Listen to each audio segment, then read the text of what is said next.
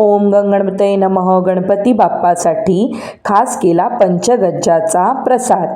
त्यासाठी लागणारं हे सर्व साहित्याचे प्रमाण मी डिस्क्रिप्शन बॉक्समध्ये देत आहे. कोणताही नैवेद्य करताना करायचे असते ते मनापासून नामस्मरण.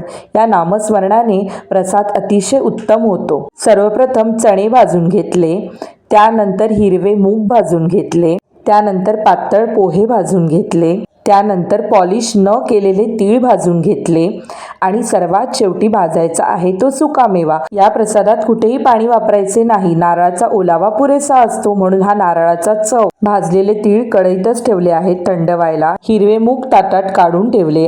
अर्धा किलो गुळाचा किस. त्यानंतर हे चणे थंड करायला ठेवले. सर्वात शेवटी बारीक करायची आहे ती वेलची. सर्व जिन्नस बारीक करून घेतले आणि व्यवस्थित मिक्स केले.